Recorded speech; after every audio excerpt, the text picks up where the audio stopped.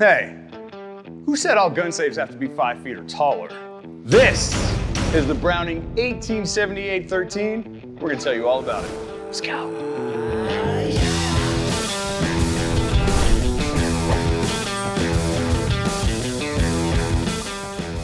I'd like to thank you for being here with me and the scientist behind the camera, and let's talk about it.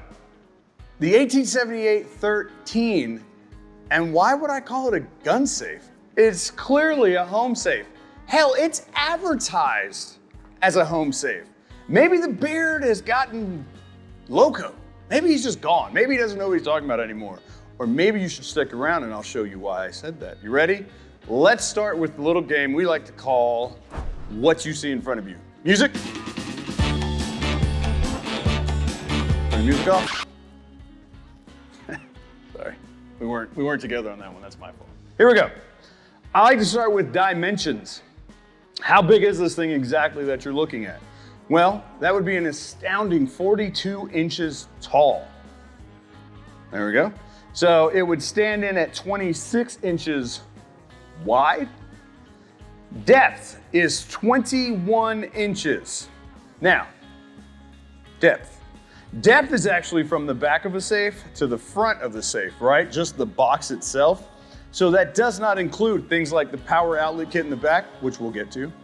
In this particular case, it does not talk about this steel that we see on the corners, right? It does not talk about the external hinges, nor the lock, nor the handle. So we always want to add, and in this case, we'll go ahead and call that about 3.5 inches to our depth when you're measuring for the spaces that you might put this in, okay? So also what you see in front of you is the finish. Very unique, right? Very different. So the color itself is probably the first thing. That is actually called metal glaze, right? It's actually really cool. Basically what you're looking at is raw steel, but they do a clear coat with a little bit of black paint inside of it. That way the steel's protected and it's not gonna rust or anything, but we get this really cool color. And so with that, they slap on the cast iron wheel, they call that. The handle, cast iron wheel is what they call that thing, okay? In this particular setting, we are looking at the S&G toplet keypad. Yes, it is absolutely available with an S&G mechanical lock. So you've got your choice which one you want to do there, okay?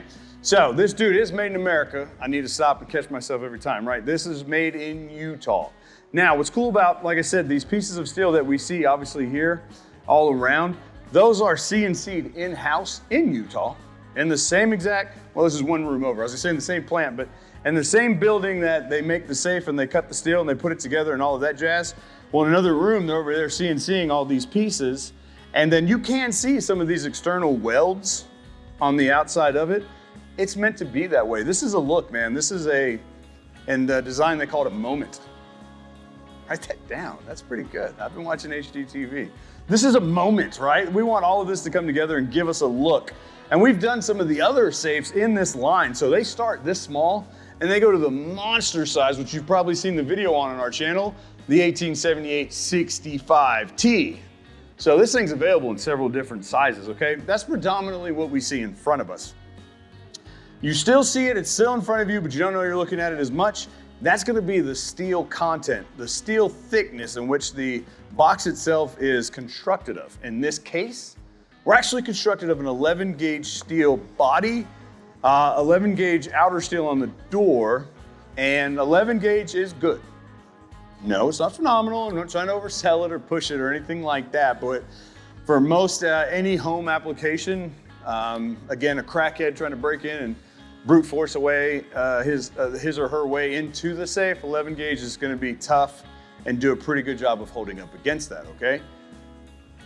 The door, I said it was 11 gauge exterior. Well, there's also a 12 gauge inner steel plate behind that. So the door does have multiple layers of steel helping with some of that strength that I'm talking about when I say that, okay? So 11 gauge, yes, 11 gauge, 12 gauge. So let's go to this. Let's talk more about the door. I was already there, right? So again, the external hinges allow for the wonderful 180 turn, which is great. Spinny spin. So, I don't want you to look inside yet. So, When we're still talking about the door, again, we've got this outer steel. There's steel inside of here that we can't see. Again, that was 12 gauge. But then we've got the max bolts. The max bolts, we've got 7 of them. They're on 3 sides. We've got the top, left, and right. Okay, these dudes right here are 3/4 of an inch thick, and they are 3 inches long. So that's a really nice, secure bit of bolt work that's going out when we shut the door to help make sure it doesn't jar open. So you've got things like that, okay? That's the door, bolt. Oh, of course, yes, we do have reed locker. Somebody was knocked this lock off and hey man, I'm just gonna beat my way into it. I just gotta take the lock off. Okay, well there's essentially a booby trap inside of there, the external reed locker system, which is designed to basically lock the safe down. So we should probably get into fire talk. That's probably a good one. Yeah, we'll go to fire next. How about that? Okay, we're already here. So fire, wait.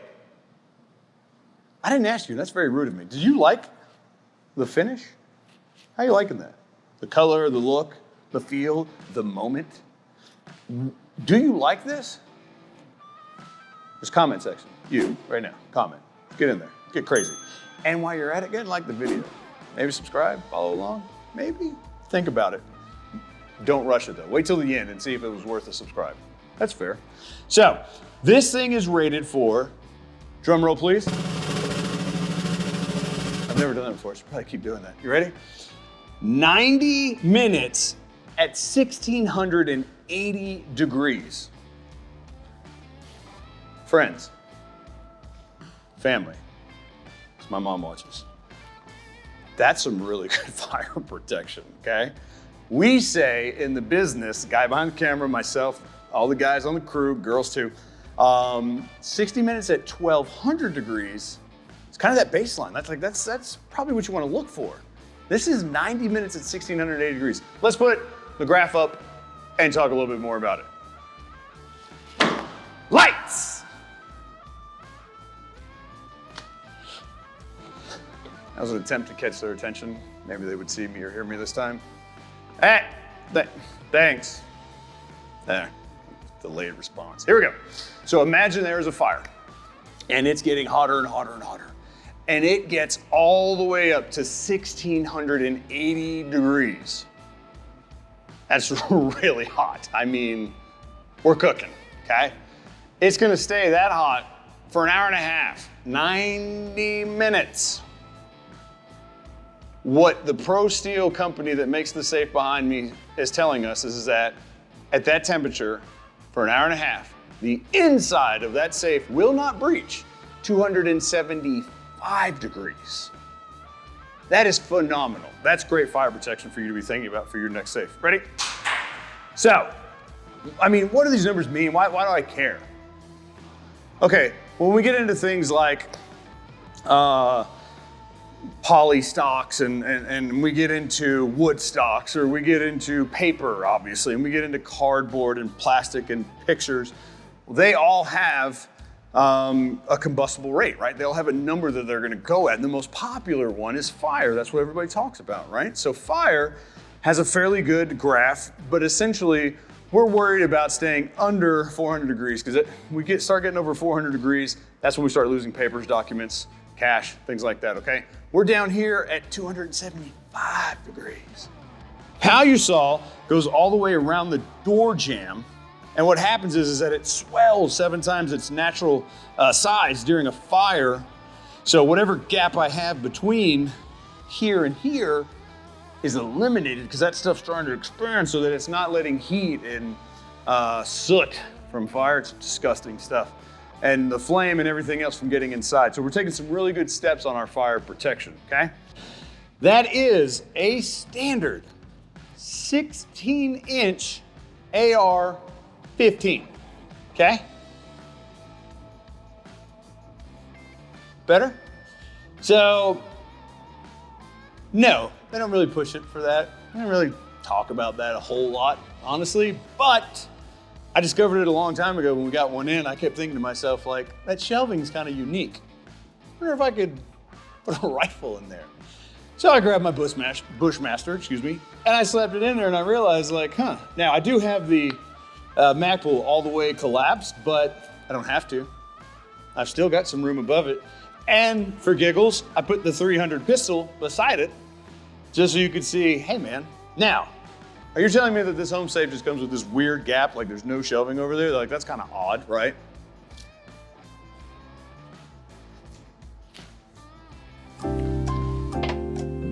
Of course not. It comes with these extra shelves right here, yes? So there's actually, it comes with 3 of these narrower ones so that if I mounted it right here next to this one, it would look like a solid shelf. Does that make sense? So I could have a solid shelf here, here, and here, right? So I say they don't advertise it, but they pretty much do. They're pretty much letting us know that, hey, if I take this not full size or big shelf out, I could definitely do something like that, right? Really cool option. Or again, if I just like the look and I like the fire and I like the burglar protection this thing offers, I would just have what essentially looks like straight shelving going all the way across. Or not even straight, because I could, you know, if I got something taller, but skinnier, like, what do you call those things? Notebooks for like taxes or, you know, reports from the office or whatever. I could put like notebooks over here or something like that. So really cool that we've got options, okay? The door has Browning's patented, I say patented, pretty sure that's patented, DPX door system on it. So in this case, we don't have pistols or long guns like we see on some of the other doors. No, but we still have some MOLLE and elastic pouches and pockets and I don't know. Stuff can fit in here, yes? Jewelry, small things, I don't know. Pocket knives? Your grandfather's old watch? I don't know. Stuff, right? You can put stuff on there, it's fantastic. So on the inside though, we do have their CMS? Yes, CMS shelving. Similar to all the other ones, but not. So again, full size shelf here, so we move up and down, take them out, whatever we need to do to fit other items in here and store a lot. That's what's fun about the interior. When you see these modular interiors, how much fun you can have with whatever you need to put away, okay? It does have a pistol rack, so there was nothing on the door. We talked about that, remember? Like earlier? It was like a minute ago. Not even, it's like you remember. Okay, the pistol rack comes with it. That's 5 pistols right there. So I threw some on there just so you can see it can fit whatever. I'm sure you can see it. Well, we got B-roll. I was gonna say, maybe you can see it from there. There are optics on at least one of them. Full size, I got 1911. Put everything on there so you can see there's plenty of room for whatever. And then after that, some things that they do that should be noted. Obviously, we have a power, electrical outlet power. We talked about it in the beginning about adding that depth for the power cord in the back of the safe. That's for that power that we have going right there that is powering our LED lights that you see in there. Those come with it as well, absolutely. The elevated floor, I always like to bring this up anytime I see this in a safe from whatever manufacturer I see it from. The elevated floor is nice so that again, when I'm taking something in and out, I'm not gonna accidentally bang or hurt anything getting it in and out. But again, I can just set this rifle right there. It's pretty cool. Maybe by the bedstand, or becomes the bedstand rather, beside the bed, I guess. Good idea. This monster weighs in at 465 pounds. Wait, I got a better idea. You ready? 465 pounds. I really hope you put a graph up there when I did that. I just look really dumb, okay? This thing is retailing in at about $29.49.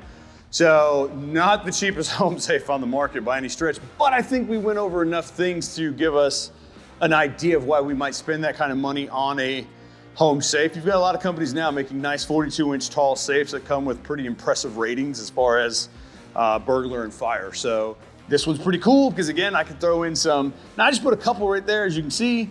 But again, if I really wanted to and managed to, I'm pretty sure I could fit 2 more of the exact same or something similar platforms right next to it. So again, apartment living, smaller house, you know, first house, you know, I've only got 1,200 square feet, whatever. Hey man, don't need all the room in the world.